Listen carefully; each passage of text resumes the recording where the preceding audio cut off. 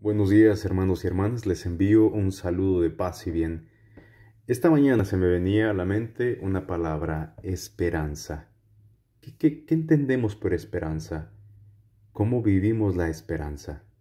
El filósofo español Fernando Savater nos habla acerca de lo que es la esperanza, y la forma como él explica tiene muchísimo sentido. Y lo leo literalmente. Dice así: soy decididamente de los que prefieren abrigar esperanzas, aunque siempre tomando la precaución de no considerarlas una especie de piloto automático que nos transportará al paraíso sin esfuerzo alguno por nuestra parte. ¿Y quiere decir esto? Que sí, tenemos que tener esperanza, pero también tenemos que trabajar.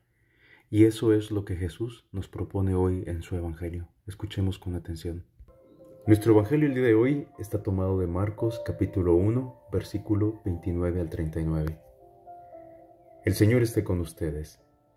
Lectura del Santo Evangelio según San Marcos. Gloria a ti, Señor Jesús. En aquel tiempo, al salir Jesús de la sinagoga, fue con Santiago y Juan a casa de Simón y Andrés. La suegra de Simón estaba en cama, con fiebre. Enseguida le avisaron a Jesús. Él se le acercó y tomándolo de la mano, la levantó.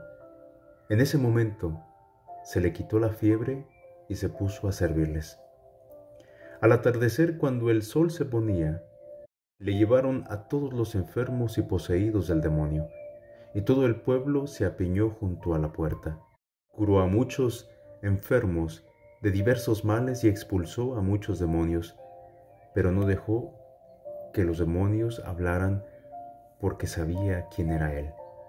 De madrugada, cuando todavía estaba muy oscuro, Jesús se levantó, salió y fue a un lugar solitario, donde se puso a orar. Simón y sus compañeros le fueron a buscar, y al encontrarlo le dijeron: todos te andan buscando. Él les dijo: vamos a los pueblos cercanos para predicar también allá el Evangelio, pues para eso he venido. Y recorrió toda Galilea, predicando en las sinagogas y expulsando a los demonios. Evangelio del Señor. Gloria a ti, Señor Jesús. Muy bien. Miren, a mí siempre me encanta el Evangelio de Marcos, porque Marcos nos muestra al Jesús más humano. Nos muestra ese retrato de ese Jesús que nos entiende, que camina con nosotros, porque es un Jesús que no está tan identificado con lo divino, con Dios. Claro que Marcos lo hace, pero no como al nivel de los otros evangelios, sino que Marcos nos lo pone de una forma bien sensible. Es ese Jesús que se cansa, ese Jesús que tiene hambre, ese Jesús que tiene piedad, ese Jesús que se enoja, ese Jesús que se pregunta, un Jesús que tiene compasión, que siente la indignación, un Jesús que ama. Es un Jesús que a veces tiene límites. Y es aquí cuando Jesús nos enseña lo que es esa humildad. Yo creo que muchos de nosotros andamos buscando, ¿no?, a alguien que nos pueda entender en nuestro padecimiento, en lo que sufrimos, en lo que enfrentamos todos los días.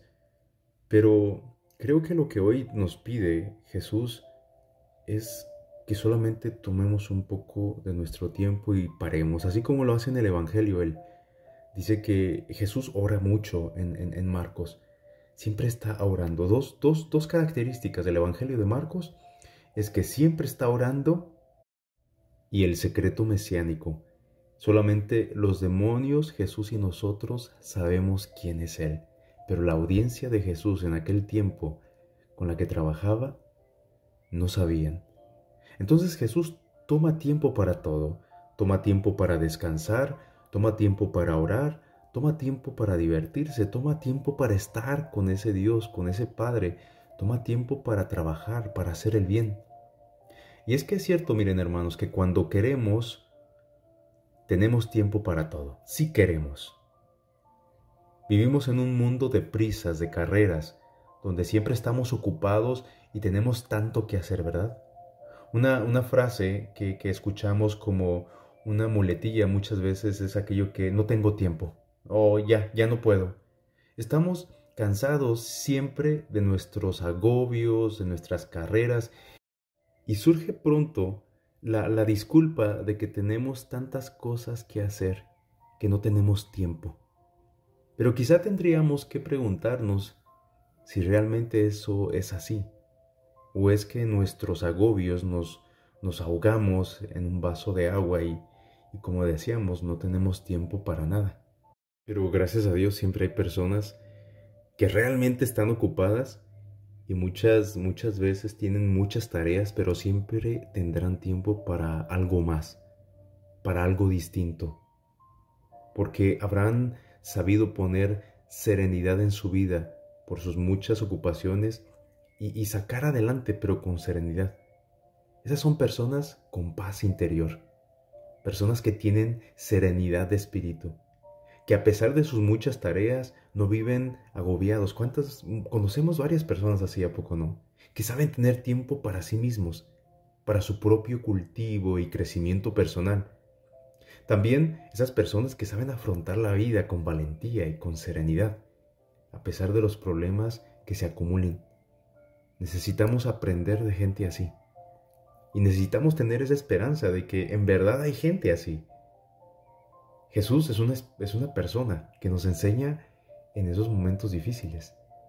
Necesitamos discernir lo que verdaderamente es importante. Necesitamos encontrar ese tiempo para nuestra vida interior, que será la que nos va a dar verdadera fortaleza y verdadera paz de espíritu.